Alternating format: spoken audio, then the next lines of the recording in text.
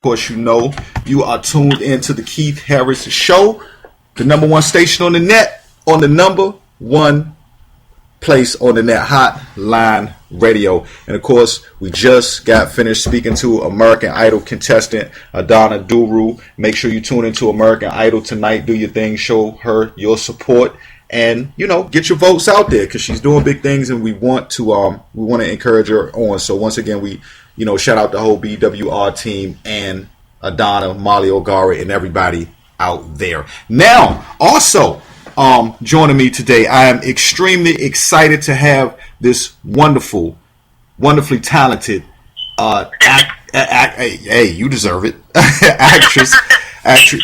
actress in the building with me. We've seen her in so many different projects. She brings a lot of oomph to every role that she plays. And without any further ado, I'd like to introduce to you the one and only Karen Eileen Gordon. How you doing today, Karen? Woo!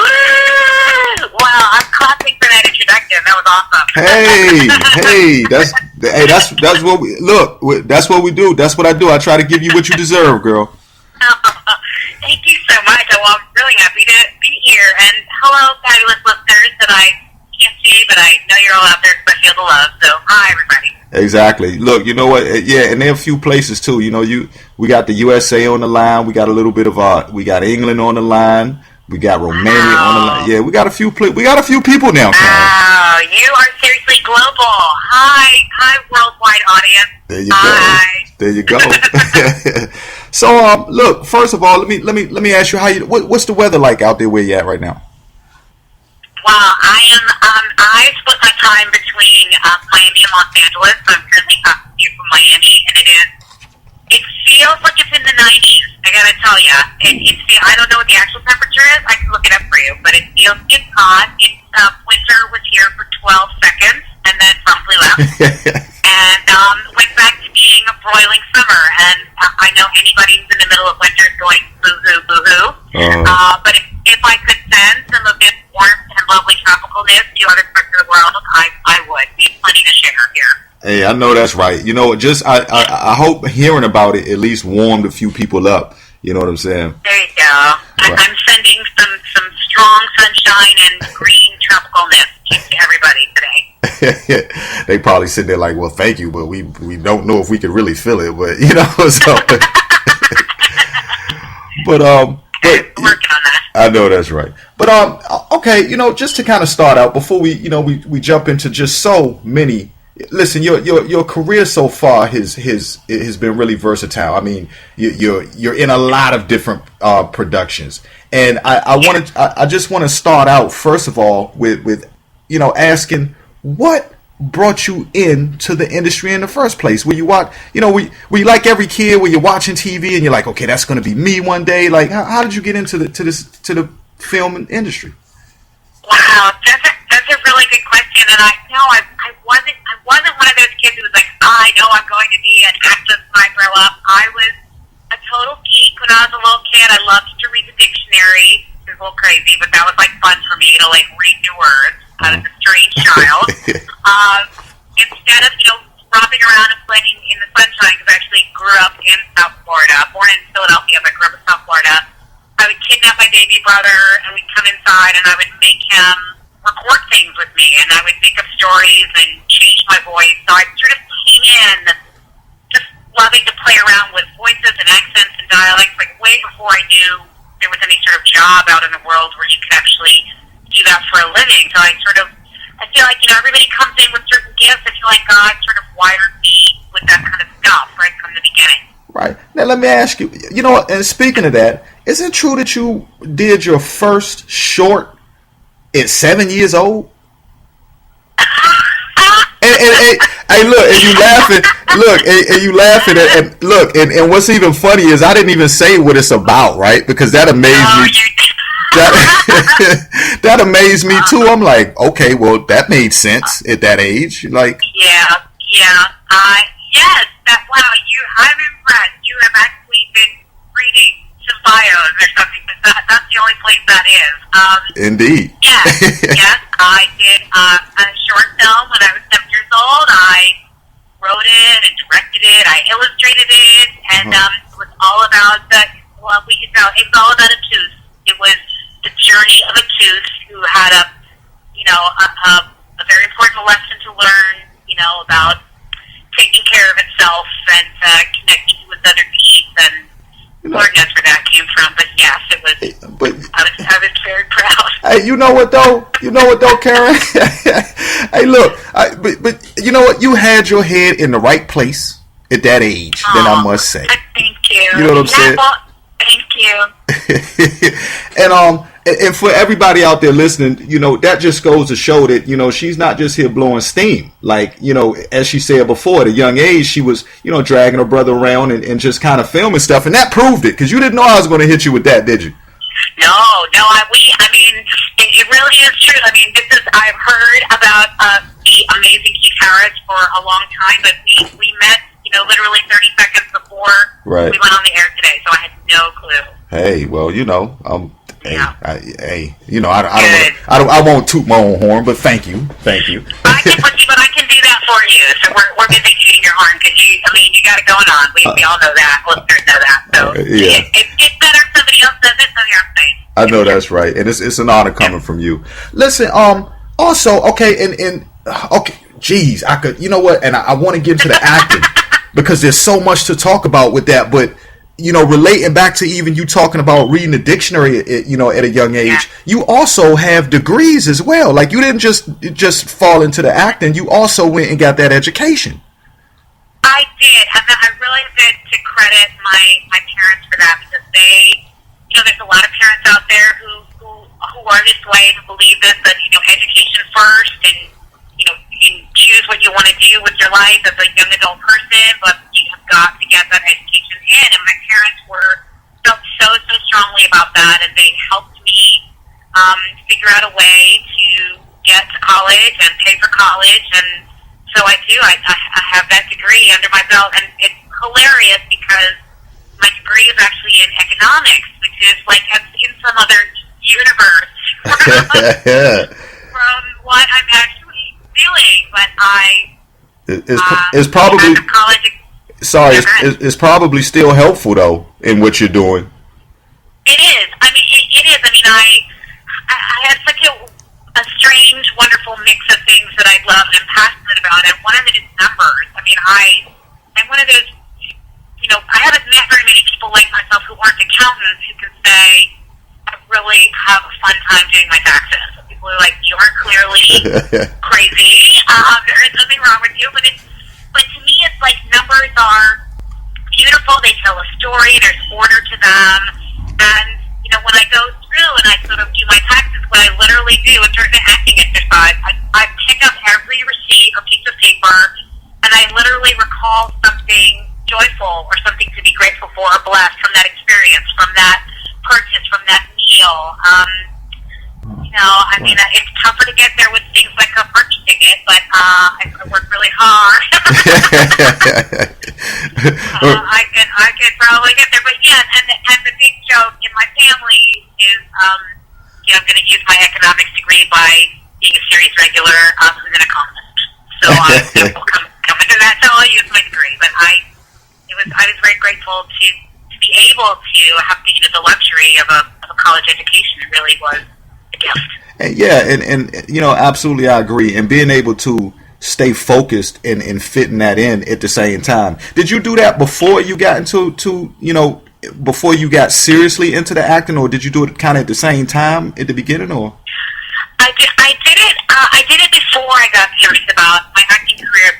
Before college, in high school, I was part of the speech and debate world. I know, like, here in the States, I'm more familiar with than in other parts of the world. So there's a lot of high schools that have speech and debate teams, and there's something called individual events, which is some of them are drama events. There's something called humorous interpretation, and so that's what I did as a member of the debate team for 4 years. And it was sort of like, looking back, it was sort of like one-person shows, 10-minute little one-person shows competing against each other on a national level and a state level. So I was acting all through high school, but I didn't know that's what I was doing. I thought I was on the debate team and doing this, competitive event, but I never connected it to a professional acting career until after college. Right, and you know what, and that makes me, you know, want to ask, you know, with you having, okay, you know, because you have a personality where, you know, you're interested.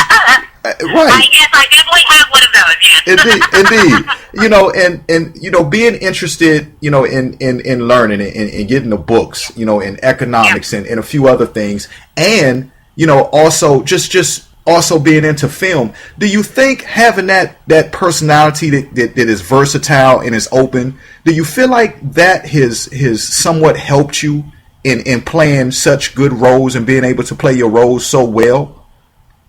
Wow, what a great question. Thank you. That's a really wonderful question. I would say absolutely. I think the actors that I most love to watch, you know, and the stories that they bring to life are all actors who are so open-minded, you know, in their real lives as well as in their role choices. And I think they're connected. I mean, some people believe you have to draw a line between the two and separate it out. But for me, I've always felt like one feeds the other. You know, the things going on in my life I can bring to my roles. The things that I learned from a character I can bring back into my life. And I like to look at every character I play like a real person, whether they're fictitious or not. I view them as somebody that I would be friends with. And so I want to know what the world is like. So there's learning and research. You know, as an actor, you are like an anthropologist. You're a researcher. You're a psychiatrist and a psychologist. I mean, there's so many different fields of study that come together in acting, and I love all of that, because you're right, I love to learn.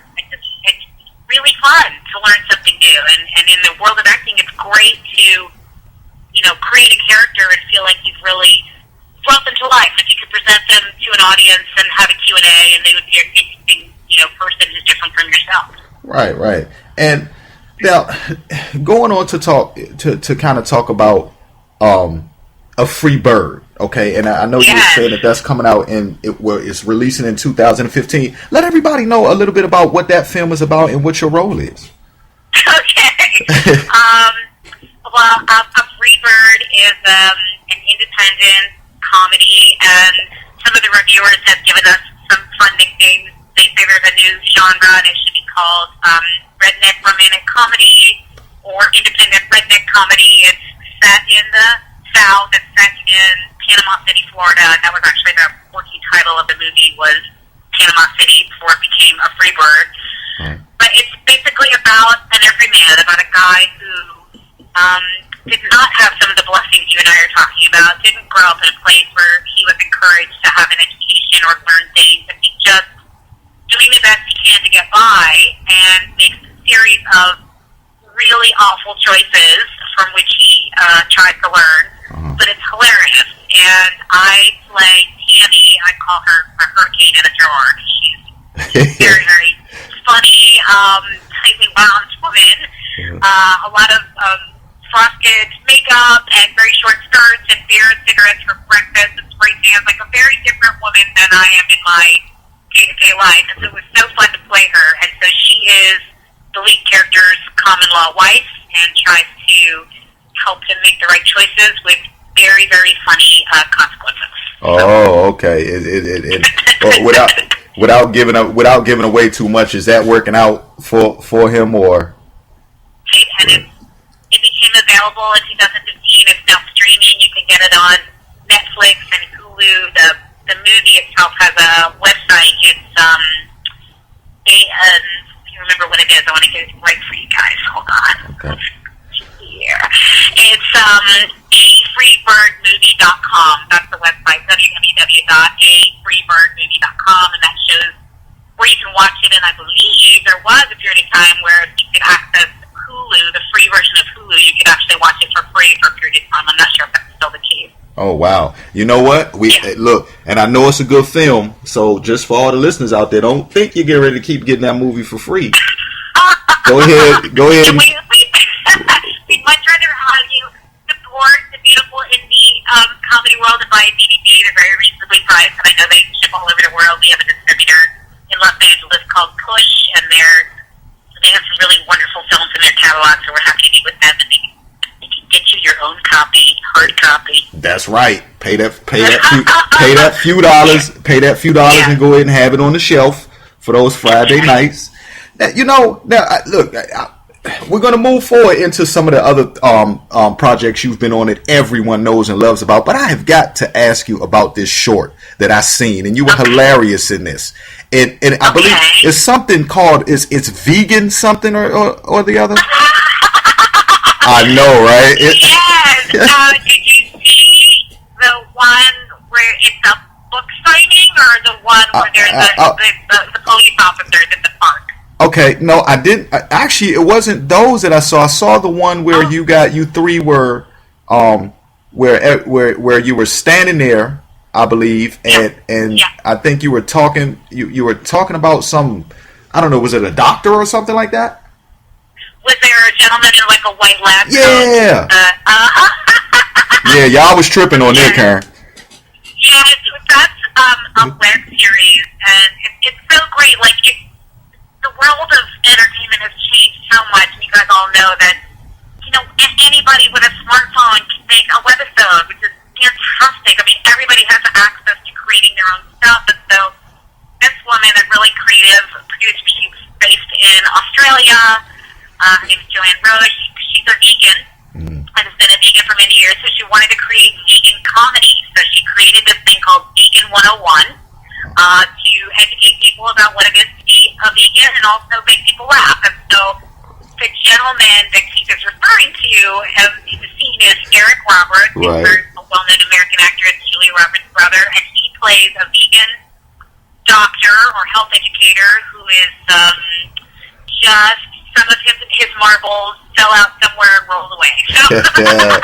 Hey, it looks like it looks like you guys did too a little bit. Yes. Oh yes. Well, to be fair, the character that I play is really cuckoo for Cocoa Puffs. She is I call her a flocker, which would be like a friendly stalker, but she's definitely very overexcited about meeting this character at a book signing. He's written the books, and so she sort of has a lighter, like a big lighter, and is trying to scare all the other fans away and threatening people. And she's a little cuckoo. And a really fun, one of my favorite things about the acting world is the behind the scenes stories, right? Like when you get a DVD or a Blu-ray or something, you get like the extra features, the bonus features. I love that. I love to know what goes on behind the scenes. So in this particular episode, the creator said to me, well, what do you think your character would be wearing? And I was like, well, if she's a Seth, she would have on a shirt, and she would have made cutout hearts with Eric Roberts' character's face in them and put one over each boob. That's what she would be doing. And so I created that shirt, and that is what you'll see. It's a little frightening, but in a funny way. You know what? Yeah, and I encourage everybody to go look that up. I know definitely one place you can find it is on YouTube, because I saw that shirt, Karen. And it's hard to miss, Keith. I know. Yeah. It's pretty cool. Pretty cool, because I'm looking close and I'm like, is that two guys on the shirt? Is that two different guys, or who is that on there? But wow, the same guy. Mm-hmm. Creative. And so I learned how to do that. I went to like an office supply store and I cut the little transfers, and I learned how to do the transfers. So it was a learning experience yet again. During an acting gig, so it was great. Right. Now, okay, listen, here's a bit of a twist having to do with some of the the shows you've been on. I've got to ask this for the people, because what was it like being on? And I know this is work for you. You do it all the time. So you go, you get in the character, you do your thing. But what was it like being on Hannah Montana? That was so fabulous. I mean, it was the first time I'd ever done a comedy where it was a huge long stage. Like the stage where we filmed was a big rectangle, and there were 4 or 5 different scenes. So there was a podium on wheels, and they were like, the director and the producer were like standing at the podium, and there were like maybe 50 people around them in a circle.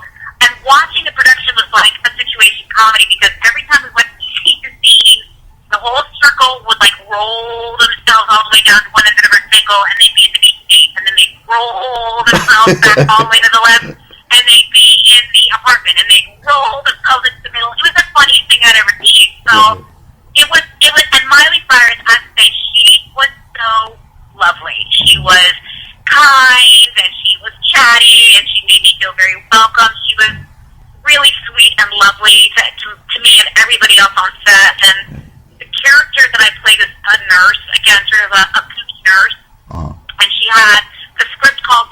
have horrifying eyeshadow. So the makeup artist put this horrifying eyeshadow on me, like shocking purple, like up to the eyebrows. And I had to go back 4 or 5 times into makeup because the director was like, "You took me too seriously. That's too horrifying to put on camera." So they had to go back and tone down my horrifying eyeshadow more than once. So it was so lovely. I had a blast. So you went out there with the loud eyeshadow on it, huh? I did. Now, going into just to kind of switch up and just talk about some of the contributions, or just giving back to different great causes. You also help raise money at a point in time for the Wounded Warrior Project also.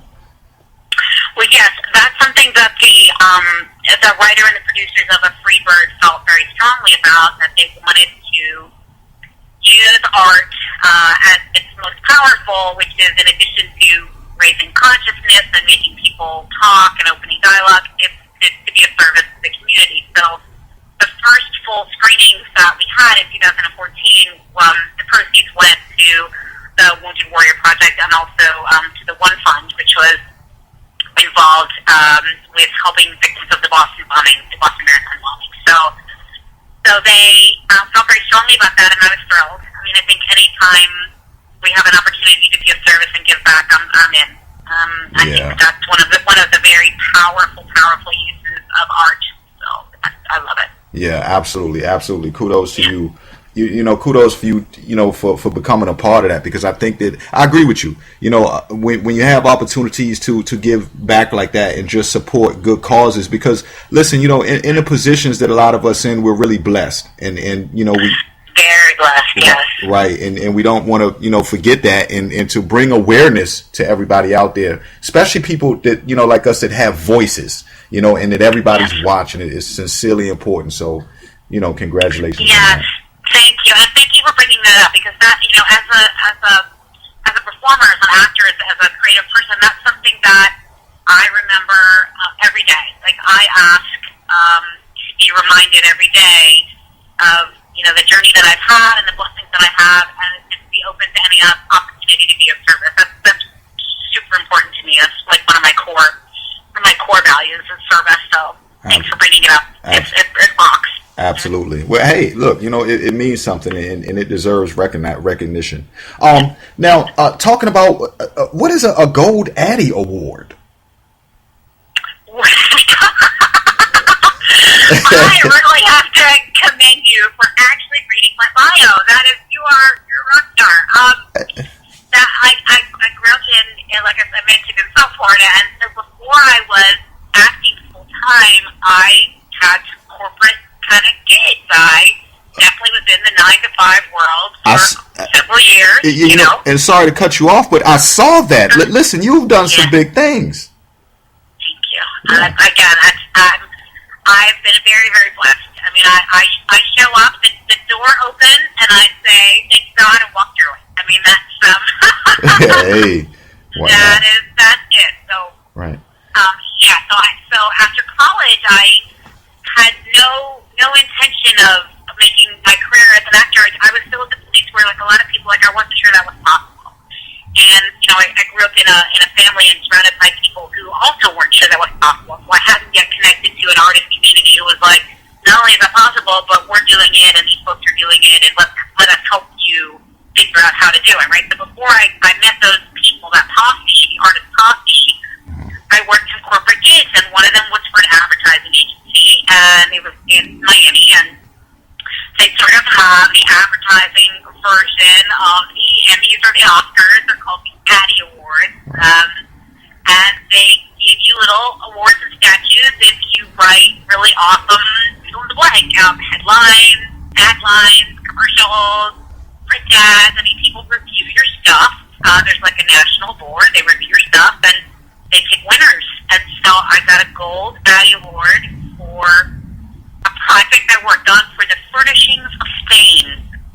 It was all about furniture, and I was able to describe it in a way that was both funny and educational, and they gave me a little award. Hey, you know what? Listen, you're good. I can't. You know, I can't.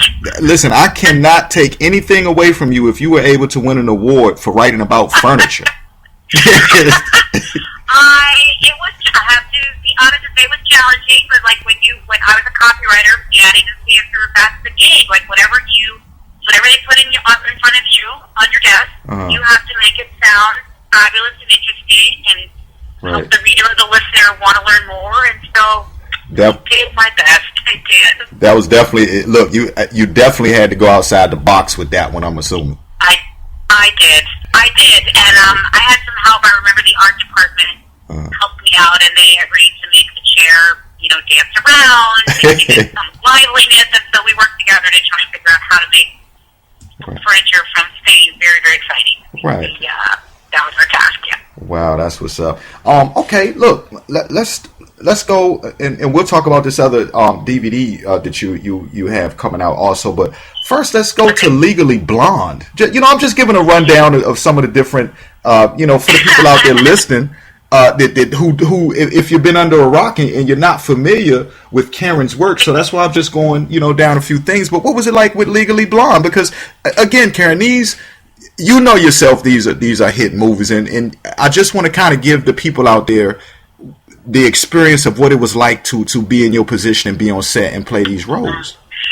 Sure. Okay. Well, that's great because it's no matter how long I do it, it's so exciting to be on a film or a TV or an animation set or in that studio. It's just it never gets old, and so I'm so happy to try to convey that to your listeners because it's still exciting. I'll never stop being really like a ridiculous, 6-year-old when I walk onto a set. Right. So Legally Blonde 2 was amazing. It was the first really, really big studio movie that I had ever done, and I remember walking on set, and we filmed in an abandoned, city building, courthouse building in Los Angeles. And I remember coming on the set, and they picked us up in the dark. Sometimes the call time was very early, so the call time was like 4:30 in the morning, where it was dark, and they took us to hair and makeup and shuttled us to the set. So by the time we got onto the set and it was light out, and we walked in, the crew was up and running, and I remember it took my breath away because I walked into the big open Capitol building where we were shooting, and there must have been 200 people buzzing around that room. And I just, I cry at, those holiday coffee commercials. I cry very easily with joy and gratitude. So I cried because I was getting to watch, the Hollywood movie making machine, the machinery buzzing around in action. And there was a little thing they call it Video Village, which is a little group of chairs and monitors where the network or the studio folks gather so they can watch everything that's going on camera. So those guys were there with their headphones and their coffee. And then there were, the white guys, setting everything up, and everybody's running cables, and there was just literally 200 people all actively moving around to get ready to shoot this project. And I was just blown away. It was like a massive machine. It was just coming along harmoniously like it was like it had always existed, right? It was just really something. The energy was incredible. Right. And that makes me want to ask you the settle in question because, everybody, I'm assuming a lot of people go through that excitement. Listen, years ago when I just used to do simple background acting, I was excited. I was. Yes, I'm glad you brought that up because I did a lot of extra work before I started doing principal work, and I had the same response. I thought it was fabulous. Right. It's always great to just be on set, and that goes for the listeners out there and people who are listening who have who have the ideas of maybe one day trying to pursue. Always remember that first of all you have to start somewhere, and you got to put one foot in front of the other to really know what extent you can take it to. And I just kind of put that out there for myself. I know you're on a lot larger level, but my question that I'm leading up to is, at what point in time did throughout your career did the excitement kind of settle in? And I know every experience is just as new as the last one for you because you take nothing for granted. But because I mean, listen. You've been involved with Meet the Fockers. Yes. You know, Curb Your Enthusiasm. You know what I'm saying? Awesome. Right. Like, you know, no, nothing to sneeze at by any means. But what was it like working with Meet the Fockers, as a matter of fact? That was amazing. That was Jay Roach, the director of that movie, and it was wonderful. And it was improvised. So the audition was improvised. We got to improvise on set. Robert De Niro was wonderful to be a Blythe Banner. The character I play is one of the crazy Fokker relatives, and so the whole thing was improvised. We got to just play all day on set, and Jay, the director, it's the only time I've ever had a director call me personally and say, "I am so sorry that your storyline, the sub-storyline of all the crazy Fokker relatives, we had to cut it because the movie was long and it didn't fit. It seems like I just wanted to call you and apologize personally." And again, here I am wandering around Los Angeles, going, getting groceries and some milk and some lettuce, and bursting into tears because Jay Roach is calling on my house. So, so you can see the characters in the extended DVD version. But it didn't make it into the theatrical release. But it was an amazing experience. It was just play and fun and improvisation, and I had to keep pinching myself. Am I awake? Am I dreaming? Do I really get to do this? And by the way, at some point they're going to get me a paycheck for it. It just was really, it's like walking around in a little dream. Right, and I'm, I'm really happy for you in the fact that you like I say, everything you do, it just seems like, listen, you never consider any of it to your head is not, you're confident in yourself, which is good, and you're great at your craft, but it seems like you never let these things just totally float you away, beyond the point of realization, and I think that's a great thing. Well, thank you. I mean, I want to. It's important to me to stay, grounded and grateful, and remember, a successful career is such a gift, and really, health and your loved ones. I mean, there are certain things that are just miles above that. I don't think we have to make a choice. I mean, I think we can figure out how to be creative humans and have lives that we love and take good care of ourselves. And I never take it for granted, because it's really, it's a real privilege to work in the creative arts and make money doing that. It really is. It's a blessing and a privilege, and a lot of folks are trying to figure out how to do it. So anything that I can say or offer from my own journey that's inspiring, I'm there. And that's a real big, that's a big deal. Now, Magic City. Okay. Yes, Magic City. What do you want to know? Hey, look, everything you can tell us without getting in trouble from the people. Okay. All right. Well, your viewers know about Magic City. Do you want me to say a little bit about? Let them know, because they're a bit in the dark, and one thing that I want them to always understand and know is what's going on. I mean, because listen, these are wonderful productions, and I want to make sure that everybody knows all that they can know to make sure they go see it. So let them know a little bit about what Magic City is about and your position in Magic City. Okay, yeah, great. Magic City was, and I say was because it ran for 2 seasons on the Starz network. But there's a really fun PS to that. But let me talk to you about what it was or is. 14 episodes over 2 seasons on the Starz network, an original drama set in 1959 Miami Beach, and centered around a hotel owner.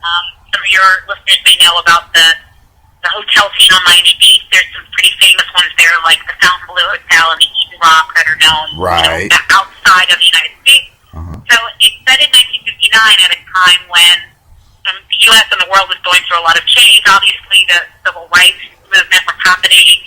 Frank Sinatra and what they called the Rat Pack was large and in charge. Right.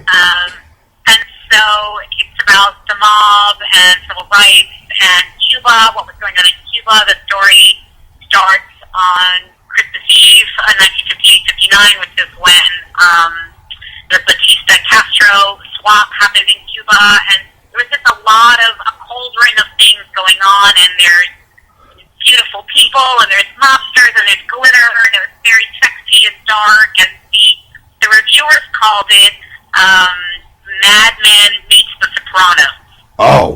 listen, and I'm a fan of those type. I'm a fan of that type of stuff. So it was that kind of vibe, very dark, a lot of sex, a lot of nudity, a lot of violence, and every episode was shot like a mini feature film. It was just shot gorgeously, and they literally recreated a massive 1959 hotel like the Fontainebleau at the yacht bay. So they went to these yacht manufacturers in Miami, and they said, we want to rent out some of your big open bays that you don't have yachts sitting in, and we're going to build our film sets. And they said, okay. So literally there were marble staircases and fountains and huge chandeliers, and the designers and the production crew, they brought everything in that was authentic. All the clothing was from 1959. They brought it in from LA and New York. All the furniture was from 1959. It was authentic. It was like time traveling. Mm-hmm. And my character, her name is Florence Greenhouse. She's a sassy New Yorker who was basically the right-hand woman to the head of the hotel, who was played by Jeffrey Dean Morgan.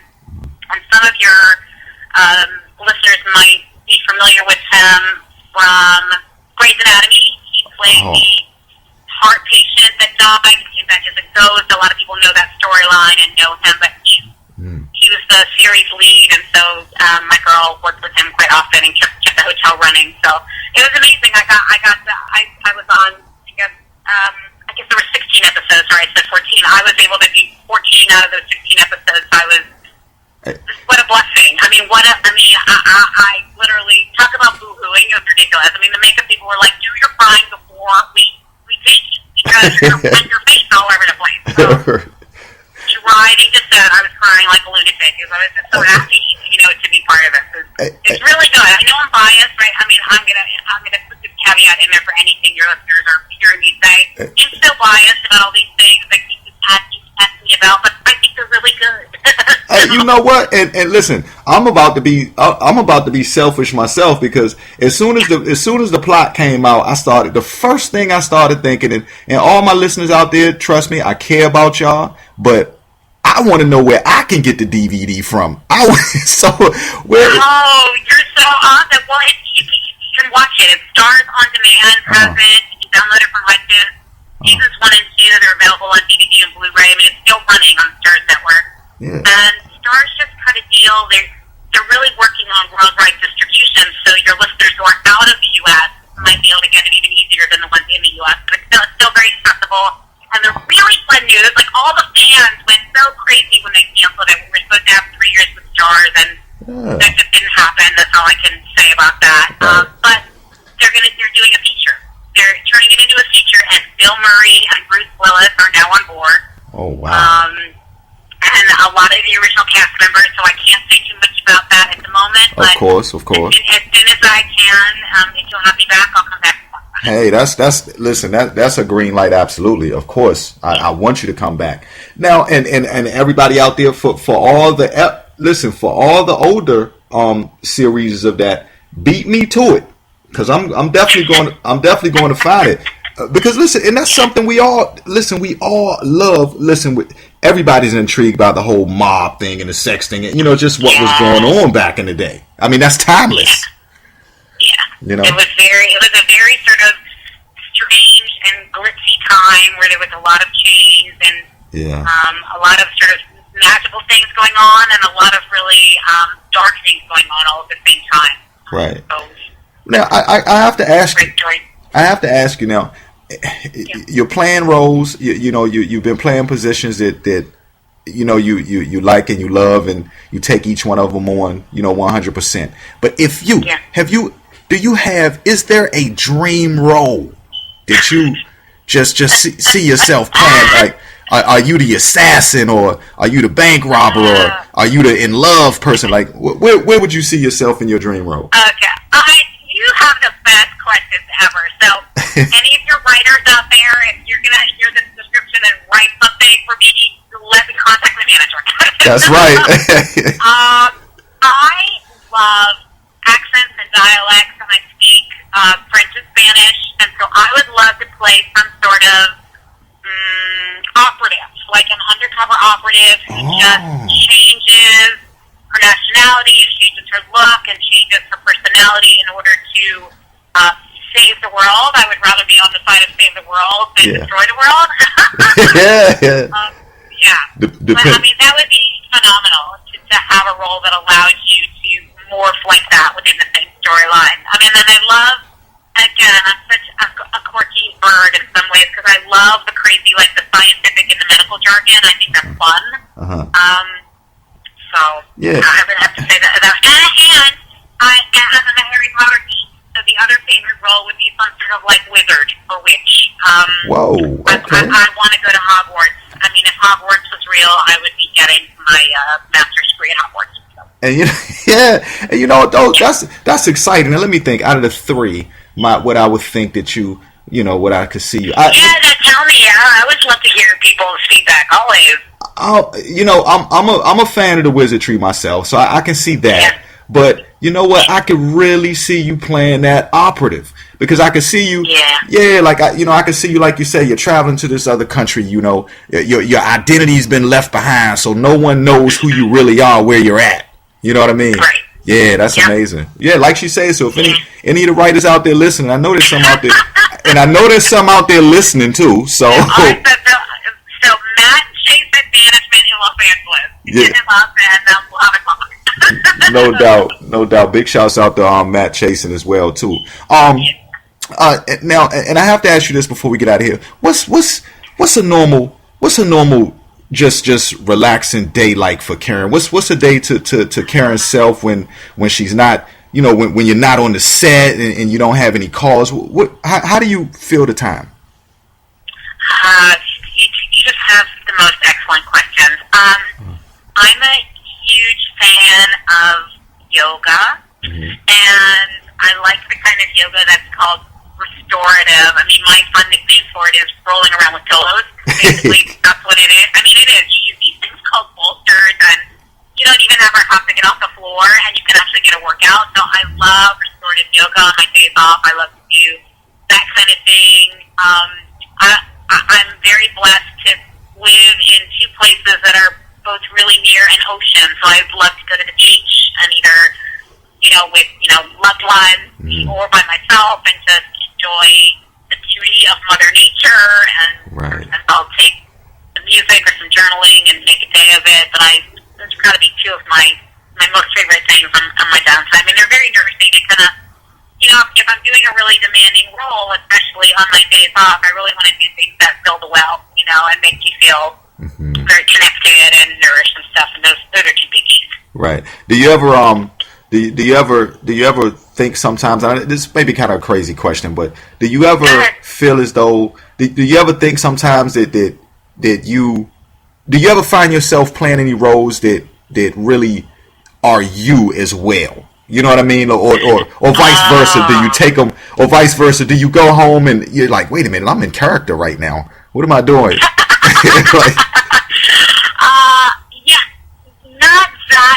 Not that specifically, but there have been times when I come home from set and I'll have a conversation with somebody, and some of the character will geek out. Like I'll answer, in a blend of how I would answer and how the character would answer, and it really stops me in my tracks. I'm like, but I like that because I think that any character I play, again, is someone that I would be friends with, and I want to take the cool things from their approach to life that I discovered and weave them in. So that happened a lot with Tammy in A Freebird. Tammy was sassy and feisty in real life in a way that I wasn't quite at her level. So sometimes, conversation she would show up and I'm like, hey, wow, okay, wow. You're like, get back in there. Get back in there, or at least let me be more aware of when she wants to speak, so we have a conversation going, internal dialogue. But I like that, and there's only been one or two times in my career so far, thank goodness, where the role I played was dark enough that I had to spend time separating from the role. And that's an issue, for a lot of actors. And so that's only happened a couple times that I really did have to draw some lines to say, that I'm going to put that down, and that was her, and that's not me. So that was a fascinating experience. It was prison warden, and she was very dark, and she was not a very nice person. So. Oh, okay, yeah. And sometimes you can get used to playing a character, which of course you don't obviously you don't like act like that in real life, but I guess just sometimes just to even get the storyline off of your mind, even, you know what I mean? That's right. And I mean, and for me, I kind of like to walk around in my character's heads a little bit, and so to sort of take on a character who has more than a little bit of darkness is really something. It was really an adventure. Wow, that's interesting. Yeah. So, what's been the most? What have you been most thankful for throughout this successful journey you've been on? Gosh, such a great question. I would say it's the spirit of coming together on a film or a TV or an animation set or project.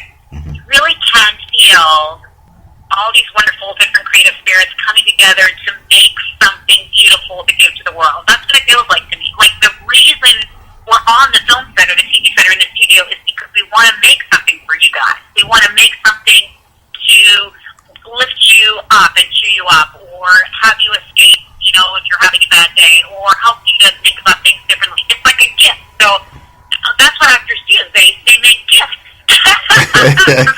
for the world, and so there is that spirit, not on every set I've ever been on, but on most of them. That's a real blessing. It is that sense of we're coming together to make this really cool thing, and then we're going to release it into the world with love. So I really, really appreciate that. Right. Okay. Listen, and I'm not going to talk you to death. So before we go, I'm just going to ask you two things. What piece of advice would you give to those out there trying to pursue the career? Oh gosh, that's that's like that's a 12-hour answer. So let me see if I can. I have a lot of ideas and pieces. So let me see if I can get quiet for a second and think what the biggest one is. Well, the first thing that comes to mind is that it's never too late. It's never too late to start. So I know so many of us have those voices, myself included, when I was starting out. Well, I'm too this or I'm too that, or I don't know this person, or I don't have enough of X, money, connections, or whatever. Just begin. Like, take a baby step. It's amazing how, the universe and the creative energies around you will meet you if you just take a baby step. And I don't believe there's any such thing as being too old to start. So just begin it. A teeny little baby step is plenty. It doesn't have to be like going from ground zero to I have to win an Oscar next week or I'm going to quit. I mean, that's, you know what I mean? I'm exaggerating it, but baby steps have tremendous action power and values. So begin anywhere. Just begin. Right. Taking those, like you say, taking those small accomplishments to get to the larger goal at hand. Now, well, I was going to say, what about now for people who might want to follow you on social media or just kind of keep up with different things? Thank you. Yeah. Sure, that's great. I'm more and more in the social media world. I'm really enjoying it. My Twitter handle is GOT, G-O-T, Karen Eileen, and it's E-I-L. Yeah, so GOT Karen Eileen is Twitter. Facebook is Karen Eileen Gordon Official. My Instagram, I'm new to Instagram. It's Love is in the O2. So Love is in the air. Wow. That's my Instagram. I'd love to interact with any of your listeners. I'm enjoying the social media party. So. I know that's right. All right. Before we go, any shout outs? I got to ask you that. Well, I mean, I want to, again, another shout out to the fabulous D.M.V.KeithHarris. Thank you so much for having me. And to all the listeners, thank you for listening. And I'm beaming good vibes at you. And thanks to my amazing manager, Matt Chasen, for connecting us. This has been a blast. Absolutely. Listen, and I look forward to us making another arrangement for you to come back on the show anytime you like. And if I don't hear from you, then I'll be chasing you down to get you back on. Okay, so. That's good. I have some stuff coming up later in the year that I can't talk about yet. So as soon as I can talk about it, I'd love to come back. And you know what? And listen, I knew that, right? And I'm like, okay, we can't talk about that. So so we'll keep that for the next time. Listen, Karen, we love your work. We're behind you 100%. Congratulations on all your success, and we wish you so much more. Listen, for everybody out there listening in, You've been listening to the Keith Harris Show with your host Keith Harris and the wonderful Karen Eileen Gordon. Make sure you go check out on social media. Go check out as well. Make sure you go check out A Free Bird is coming out. Also, Magic City. Go get all the old segments and be looking for the new. And if you just tuned in late, which you did not have, you should have been listening from the beginning. You know, but if you just tuned in or catching some of the end, make sure you check out social media tonight, because the full conversation between Karen and Keith Harris will be posted this evening. Karen, we love you. Keep doing your thing. Love you guys. And we'll be talking to you soon. All right. Until the next time, you guys are awesome. Thank you so much. Bye-bye. Everybody out there all across the land, that was the wonderful Karen Eileen Gordon. Wonderful actress. Great advice she's given. Wonderful story. And definitely, you know, and showing everybody out there that listen, you can get that education too. So for all the people out there inspiring, even young people coming up into the game, trying to get, you know, in front or behind the cameras, get that education too. It's real important. Big shouts out to her. Big shouts out to Matt Chase and their whole team over there, and everybody. Make sure you tune in a little later on social media to catch the full interview in case you missed any at all. So once again, thank you, Karen. Keep doing your thing out there. We love what you're doing. We'll be keeping up with you. Also,